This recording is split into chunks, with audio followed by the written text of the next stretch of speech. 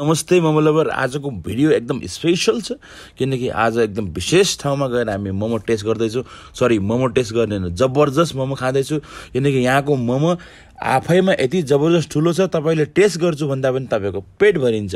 यो हो बौद्धको ठुलो मोमोको ठुलो मोमो। आज ठुलो मोमो टेस्ट गर्नका लागि म र पासाङजी पुगेका छौँ बौद्धमा र आज हामी यहाँ टेस्ट गर्नेछौँ ठुलो पोर्क मोमो अनि झन ठुलो डबल ठुलो मोमो। यहाँ तीनटा साइजमा मोमो पाइन्छ। स्पेशली एउटा चाहिँ रेगुलर साइज, एउटा चाहिँ ठुलो मोमो जो यो साइजको हो, अर्को चाहिँ डबल ठुलो मोमो भनेको ठ्याक्कै योभन्दा डबल ठुलो साइजमा छ। त्यसमा जम्मा 4 पिस हुन्छ, अराउन्ड 400 रुपिस छ। अनि आज चाहिँ यहाँ हामी टेस्ट गर्दैछौँ। यो चाहिँ पोर्क मोमो हो। यो पोर्क मोमो उहाँले चाहिँ पासाङले टेस्ट गर्दै हुनुहुन्छ। कस्तो छ पासाङ? जबरदस्त। यो कस्तो जबरदस्त नि, एकदम जुसी फ्लेभरफुल छ। योसँग दुईटा सालको अचार केचपहरू दिएको हुन्छ। एउटा रेगुलर टमाटो मोमो अचार जो टमाटो केचप सहित तिल राखेको हुन्छ भने अर्को चाहिँ व्हाइट अचार जो चाहिँ तिलको बेस बनाएको हुन्छ। यो दुईटा अचार चाहिँ यसमा राखेको हुन्छ। खासमा चाहिँ यसको भित्र आफै एकदमै जुसी फ्लेभरफुल छ। पोर्क मोमो चाहिँ जबरजस्त टेस्टी छ। तर पनि यसलाई अझै टेस्ट इन्हान्स गर्नका लागि यसमा चाहिँ थोरै यो दुईटै अचार एक चम्चा राखेर टोप्लक्क खानु हो भने यसको गजब स्वाद आउँछ।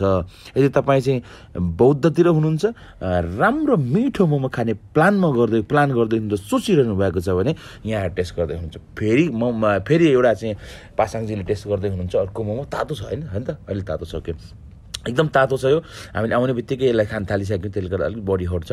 यदि तातो छ भने यसको समस्या चाहिँ थोरै ठाउँमा अलिक पल पार्ने, भित्र अलिक चिसो अचार हाल्ने अनि जबरजस्त तातोको सोल्युसन हुन्छ। अब अस्ति एकजना आरके सेपले भन्नुभएको थियो मोमोलाई यसरी फोडेर खानु हुँदैन, मोमोलाई फोडेर खायो भने स्वाद बिग्रिन्छ। अथवा चाहिँ उहाँले चाहिँ भन्नुभएको थियो कसैले मोमोले फोडेर खायो उसको नाक फोडिदिनु पर्छ भनेर।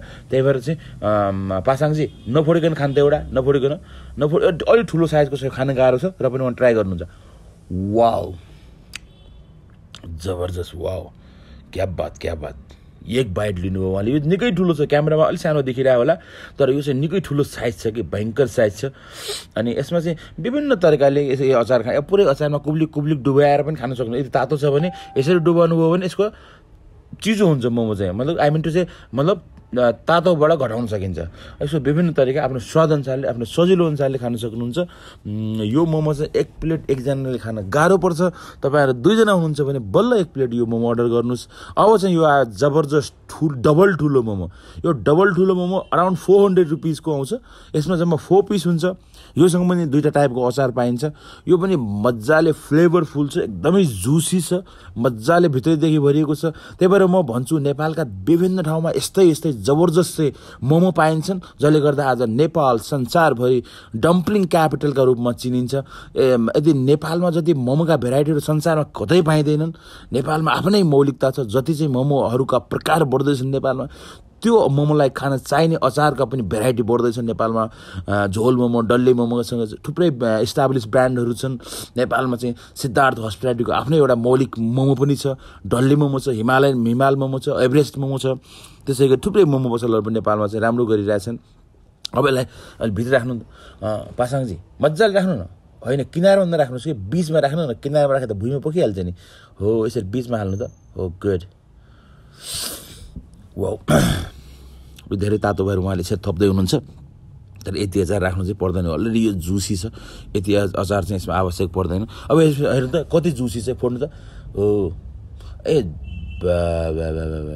ल हेर्नु त, यो चाहिँ यो पासाङजीले खान थालेको यो डबल ठुलो मोमोमा झन्डै चाहिँ नि 20 ml जति चाहिँ जुसी होला कि, झन्डै 20 ml जति चाहिँ जुसी छ। एकदम जुसी जबरजस्त।